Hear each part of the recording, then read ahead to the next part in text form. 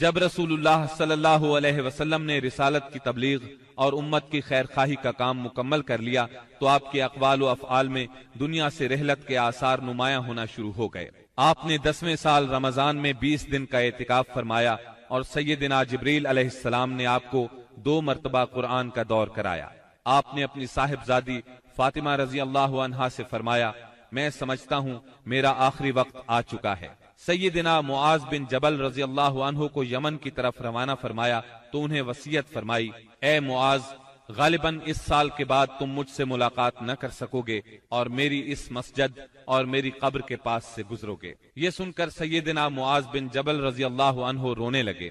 آپ نے حجۃ الوداع میں کئی بار کہا، غالباً میں تم لوگوں سے اپنے اس سال کے بعد نہ مل سکوں گا، غالباً اس سال کے بعد حج نہ کر سکوں گا۔ اسی طرح الیوم اکملت لکم دینکم اور اذا جاء نصر اللہ کا نزول اسی بات کا پیغام تھا کہ آپ دنیا میں اپنی مہم سے فارغ ہو چکے ہیں، اور اسی وجہ سے اس حج کا نام حجۃ الوداع رکھا گیا، کیونکہ آپ نے اپنے رب سبحانہ و تعالی کی طرف منتقل ہونے کے لیے لوگوں کو الوداع کہا۔ اوائل سفر 11 ہجری میں آپ احد تشریف لے گئے اور شہداء کے لیے اس طرح دعا کی گویا زندوں اور مردوں سے رخصت ہو رہے ہیں۔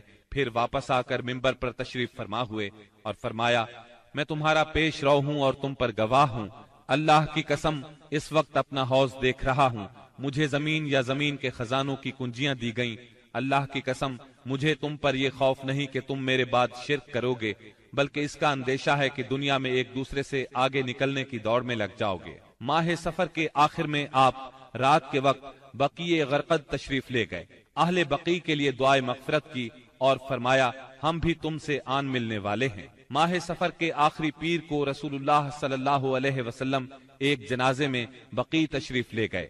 سیدہ عائشہ صدیقہ رضی اللہ عنہا فرماتی ہیں، آپ بقیع سے واپس تشریف لائے تو میں اپنے سر میں درد محسوس کر رہی تھی اور یہ کہہ رہی تھی کہ ہائے میرا سر۔ یہ سن کر آپ نے فرمایا، بلکہ میں واللہ اے عائشہ ہائے میرا سر۔ یہ آپ صلی اللہ علیہ وسلم کی بیماری کی ابتدا تھی، اس کے باوجود آپ باری باری سب بیویوں کے پاس دن گزارتے رہے، یہاں تک کہ مرض میں شدت آ گئی۔ اس وقت آپ سیدہ میمونہ رضی اللہ عنہا کے گھر میں تھے اور پوچھ رہے تھے، کل میں کہاں رہوں گا، میں کل کہاں رہوں گا؟ مطلب یہ تھا کہ مجھے سیدہ عائشہ رضی اللہ عنہا کے ہاں رہنے دیا جائے۔ چنانچہ ازواج مطہرات نے اجازت دے دی کہ آپ جہاں چاہیں رہیں۔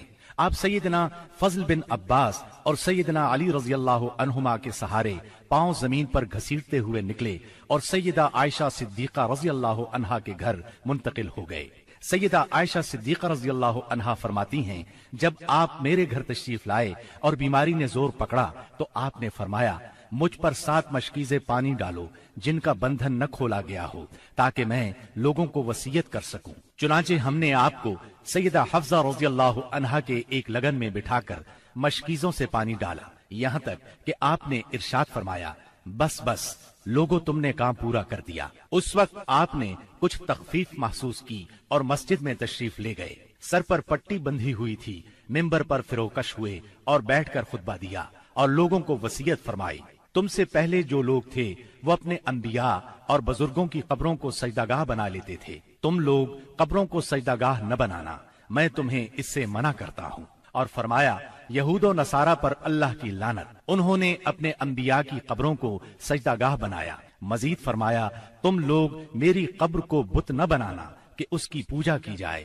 پھر آپ نے خود کو قصاص کے لیے پیش کیا، انصار کے متعلق خیر کی وصیت فرمائی۔ پھر فرمایا، ایک بندے کو اللہ نے اختیار دیا کہ وہ دنیا کی چمک دمک اور زیب و زینت میں سے جو چاہے لے لے، یا اللہ کے پاس جو کچھ ہے اس کو اختیار کرے، تو اس بندے نے اللہ کے پاس جو کچھ ہے اس کو اختیار کیا ہے۔ سیدنا ابو سعید خدری رضی اللہ عنہ فرماتے ہیں، یہ سن کر ابو بکر صدیق رضی اللہ عنہ رونے لگے اور فرمایا، ہم اپنے ماں باپ کے ساتھ آپ پر قربان۔ ابو سعید خدری رضی اللہ عنہ فرماتے ہیں، ابو بکر صدیق رضی اللہ عنہ کی اس بات پر ہمیں حیرت ہوئی، لیکن چند دن بعد معلوم ہوا کہ جس بندے کو اختیار دیا گیا تھا وہ خود رسول اللہ صلی اللہ علیہ وسلم تھے، اور ابو بکر ہم سب سے زیادہ صاحب علم تھے، یہ بات کو اسی وقت سمجھ گئے تھے۔ اس کے بعد رسول اللہ صلی اللہ علیہ وسلم نے ابو بکر صدیق رضی اللہ عنہ کی تعریف کی اور ان کے دروازے کے سوا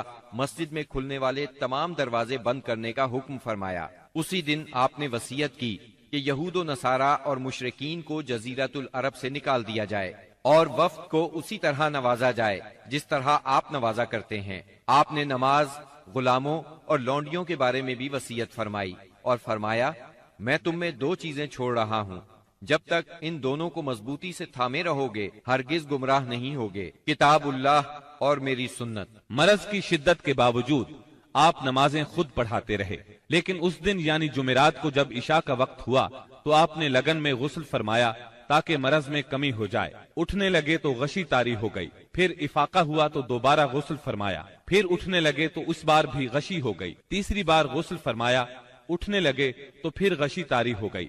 آخر آپ نے ابو بکر صدیق رضی اللہ عنہ کو کہلا بھیجا کہ وہ لوگوں کو نماز پڑھائیں۔ چنانچہ اس وقت سے بقیہ ایام میں ابو بکر صدیق رضی اللہ عنہ نے نماز پڑھائی۔ آپ کی حیات مبارکہ میں ابو بکر صدیق رضی اللہ عنہ نے 17 نمازیں پڑھائیں۔ ہفتہ یا اتوار کو رسول اللہ صلی اللہ علیہ وسلم نے کچھ افاقہ محسوس فرمایا، چنانچہ 2 آدمیوں کے سہارے سے ظہر کی نماز کے لیے تشریف لے آئے۔ اس وقت سیدنا ابو بکر صدیق نماز پڑھا رہے تھے۔ آپ کی آمد کو محسوس کرتے ہی ابو بکر صدیق پیچھے ہٹے، لیکن آپ نے اشارے سے روک دیا اور پھر ابو بکر صدیق رضی اللہ عنہ کے پہلو میں بیٹھ کر نماز پڑھائی۔ اس نماز کی صورت یہ تھی کہ آپ کو دیکھ کر ابو بکر صدیق اور ابو بکر صدیق کو دیکھ کر دوسرے لوگ نماز کے ارکان ادا کرتے جاتے تھے۔ 12 ربیع الاول پیر کے دن حجرہ مبارک سے آپ نے پردہ اٹھا کر دیکھا تو صحابہ فجر کی نماز میں خشوع اور خضوع سے مشغول تھے۔ یہ منظر دیکھ کر آپ خوشی سے مسکرا دیے۔ مسلسل علالت کے باعث کمزوری بہت ہو گئی تھی۔ سیدہ عائشہ صدیقہ رضی اللہ عنہا کا سہارا لے کر لیٹ گئے۔ اسی روز یا اسی ہفتے میں کسی روز آپ نے سیدہ فاطمہ رضی اللہ عنہا کو بلایا اور کچھ سرگوشی کی، وہ سن کر رونے لگی، پھر کچھ سرگوشی کی تو وہ ہنسنے لگی۔ سیدہ عائشہ نے پوچھا تو چھپا گئیں، لیکن نبی صلی اللہ علیہ وسلم کی وفات کے بعد انہوں نے بتایا کہ پہلی مرتبہ آپ صلی اللہ علیہ وسلم نے فرمایا تھا کہ آپ اپنے اسی مرض سے وفات پا جائیں گے۔ یہ سن کر میں روئی۔ پھر آپ نے فرمایا کہ آپ کے اہل و عیال میں سب سے پہلے میں آپ سے ملوں گی، اس لیے میں ہنسی تھی، اور آپ نے انہیں یہ بشارت بھی دی تھی کہ آپ ساری خواتین جنت کی سردار ہیں۔ دن جیسے جیسے چڑھ رہا تھا آپ پر بار بار غشی طاری ہو رہی تھی۔ سیدہ فاطمہ رضی اللہ عنہا یہ دیکھ کر بولی، ہائے میرے باپ کی بے چینی۔ آپ نے ان کے الفاظ سنے تو فرمایا، آج کے بعد تمہارا باپ کبھی بے چین نہیں ہوگا۔ پھر آپ نے حسن اور حسین رضی اللہ عنہما کو چوما، ازواج مطہرات کو بلا کر وعظ و نصیحت فرمائی۔ ادھر لمحہ بلمحہ تکلیف بڑھتی جا رہی تھی اور اس زہر کا اثر بھی ظاہر ہونا شروع ہو گیا تھا۔